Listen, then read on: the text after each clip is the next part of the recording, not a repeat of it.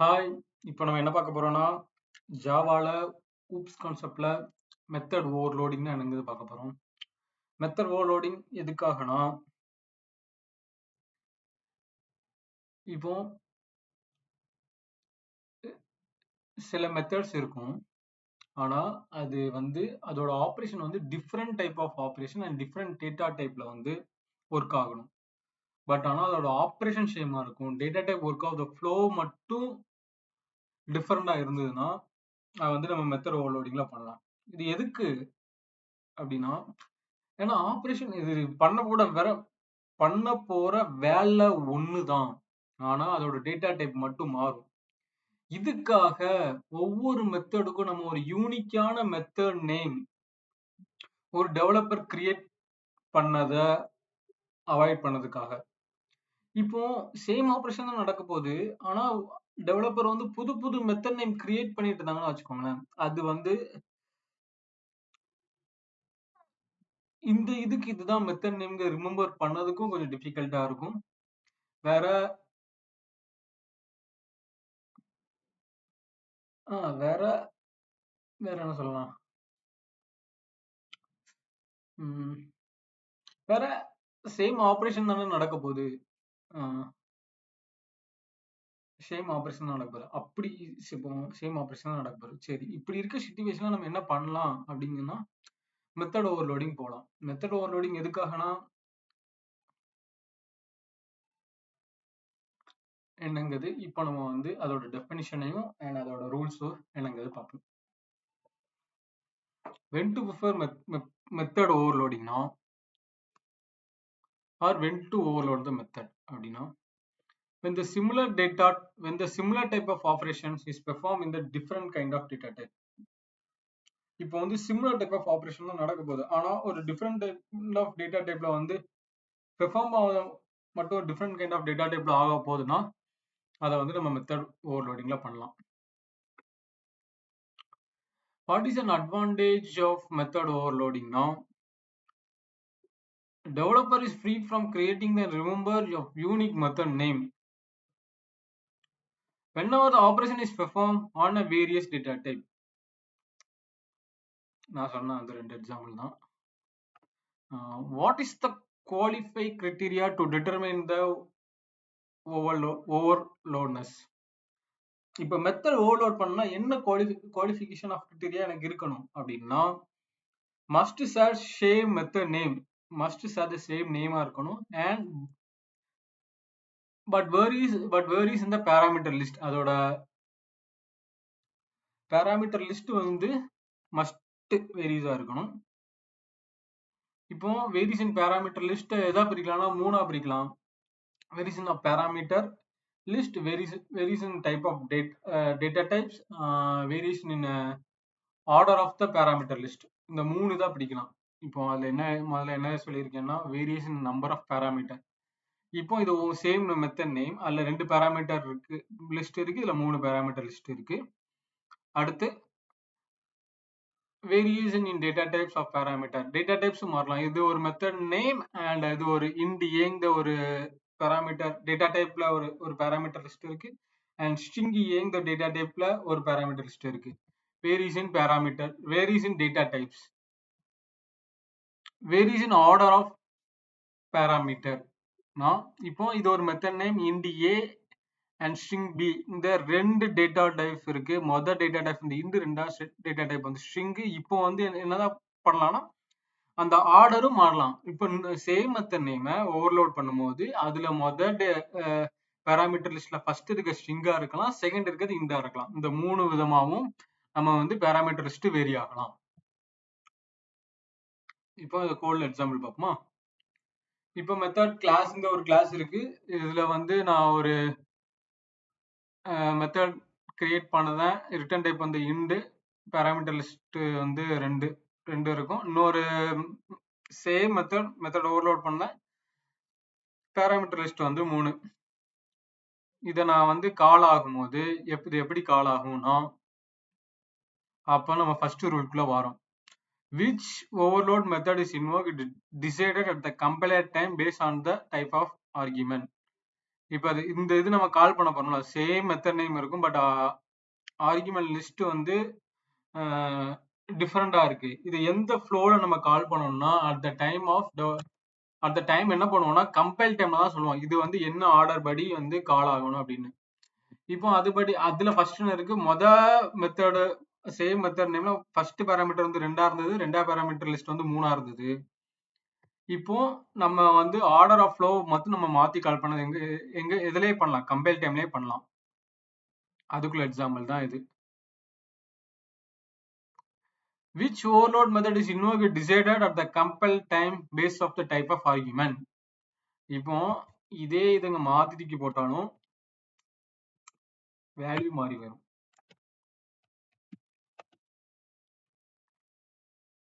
இப்ப பாருங்க 40 50 வரும். இது எல்லாமே டிசைட் ஆகிறது வந்து கம்பைல் டைம்ல தான் டிசைன் ஆகுது. ஃபர்ஸ்ட் ரூல் முடிச்சாச்சா? which overload method is invoked decided at the compile time based of the argument. எந்த மெத்தட் இன்வோக் ஆகணுமோ அது நம்ம வந்து கம்பைல் டைம்ல மட்டும்தான் தீர்மானிக்கப்பட போகிறது. Overload method must share same name. Overload method வந்து ஷேர்ஸ் வந்து சேம்ஸ் நேம் இருக்கா? இது ரூல் நம்பர் 2. மூணாவது rule, overload methods must varies in parameter list. Overload methods வந்து பேராமீட்டர் லிஸ்ட் வேரிஸா இருக்கா? இது வந்து மூணாவது ரூல்.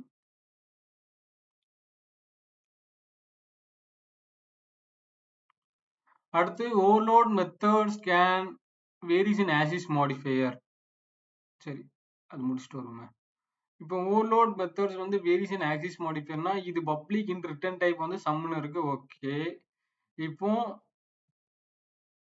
ஆக்சிஸ் மாடிஃபையர் மட்டும் மாத்தி எனக்கு பிரிண்ட் பண்ணணும். இது சேம் ஆக்சிஸ் மாடிஃபையர் தானே.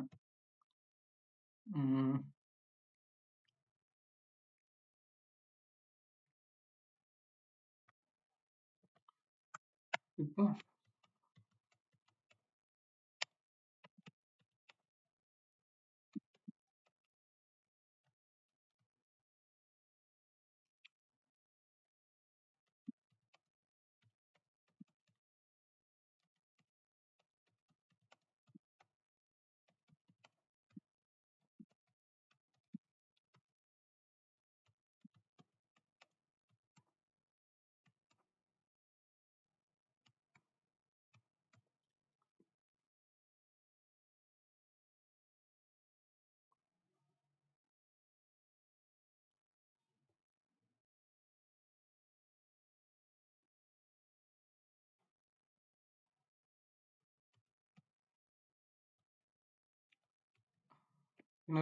ரூல் என்ன பார்த்தோம்? Overload method can varies in parameter லிஸ்ட்டும் வேரி என்னது ஆக்சிஸ் மாடிஃபையரும் மாறலாம். Overload methods can varies in access modifier, அதுவும் மாறலாம்.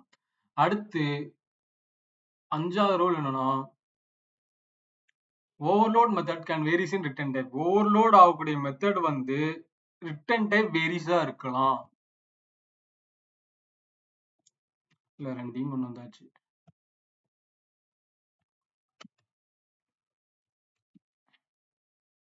Overload method can varies in access modifier, அது பார்த்தாச்சா. அடுத்து overload method can varies in return type. Same method name but ஆனால் அதோட ரிட்டர்ன் டைப் ஸ்ட்ரிங்கா இருக்கா? இப்படியும் இப்படியும் இருக்கலாம்.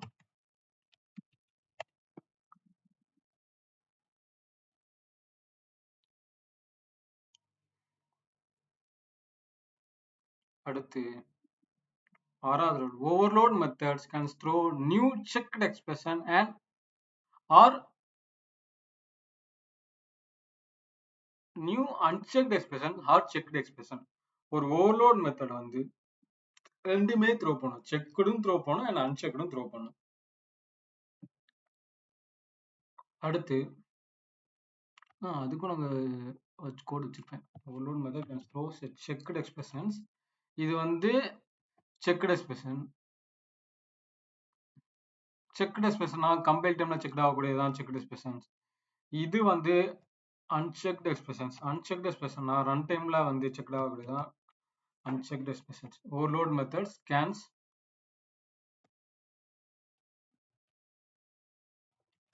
இல்லைன்னா இதுல என்ன சொன்னோம், இதுல வந்து செக் த ஸ்பேஸ்னா நீ வந்து ட்ரை கேட்ச்க்கு இதுக்குள்ளதான் நீ போடணும்.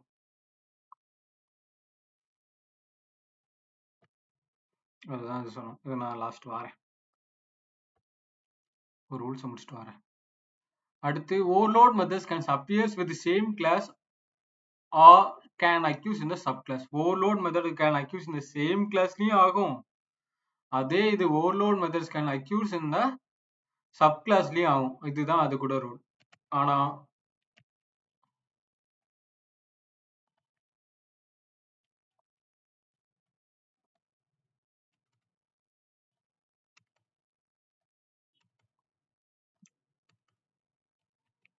overload methods can appear with the same class or can appear as a subclass. ஆனா overridden methods வந்து appears in subclass. ஏன்னா inherit பண்ணா மட்டும்தான் overridden வந்து possible. ஆனா ஓவர்லோடுக்கு வந்து அப்படி கிடையாது. சேம் கிளாஸ்லயும் நம்ம வந்து ஓவர்லோட் பண்ணிக்கலாம், சப் கிளாஸையும் நம்ம வந்து ஓவர்லோட் பண்ணிக்கலாம். அடுத்த rule, which overload method invoke is only decided the compile time based on the reference. நம்ம ஃபர்ஸ்ட் பார்த்தோம்ல, எந்த ஓவர்லோட் மெத்தட் வந்து டிசைட் ஆகும் நம்ம கம்பைல் டைம்ல தான் பண்ண போறோம் அப்படிங்கிற ரெஃபரன்ஸ் டைப் வச்சு. Method overloading is possible without inheritance. Method overloading வந்து வித்தவுட் இன்ஹெரிட்டனால பாசிபிள் ஆகும். ஆனா மெத்தட் ஓவர்லோடிங் வந்து possible only with of inheritance. இதுதான் நம்ம வந்து மெத்தட் ஓவர் ரைடிங்ல பார்த்தோம். இவ்வளவுதான். இதுதான் 10 set of rules for method overriding. அவ்வளவுதான். இது வந்து ட்ரை கேட்ச்குள்ள போட்டோம்னா வரும்.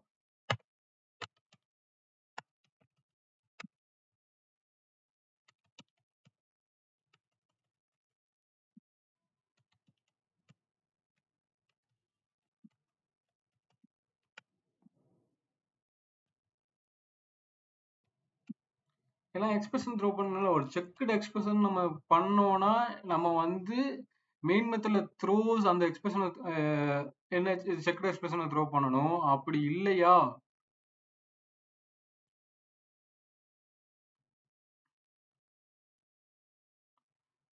நம்ம வந்து டிக்ளேர் பண்ணணும். இங்கேயாச்சு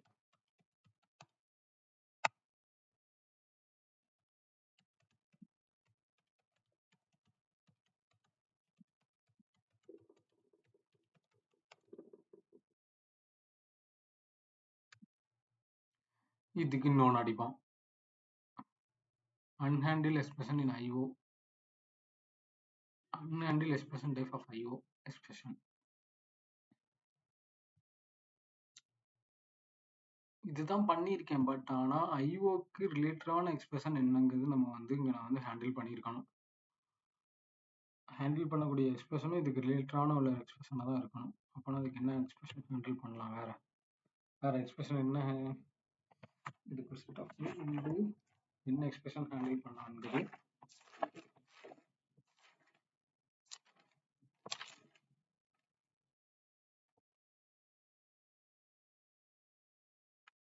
வேற என்ன கொடுக்கலாம்.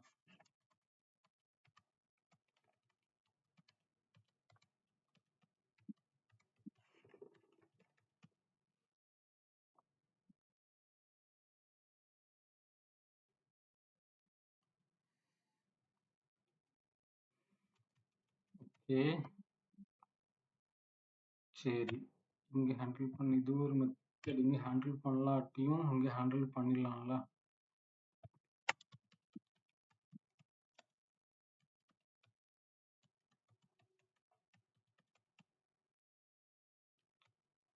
இதையுமே அதுலயே நான் அதை கேட்ச்குள்ள போட்டு ஐஓ எக்ஸ்பிரஷன் போட்டா கூட வந்திருக்கும். நான் அப்படி போடல. பட் ஆனால் செக்டு எக்ஸ்பிரஷன் நம்ம வந்து ஹேண்டில் பண்ணோம்னா மெயின் மெத்தட்ல வந்து நம்ம வந்து அந்த இதில் டிக்ளேர் பண்ணணும், இல்லை மெயின் மெத்தட்ல த்ரோ பண்ணணும் எக்ஸ்பிரஷனை. செக்டு எக்ஸ்பிரஷனுக்குள்ள ரூல் அது ஓவர் ரைடிங்லையும் மாறாது, ஓவர்லோடிங்லையும் மாறவே மாறாது.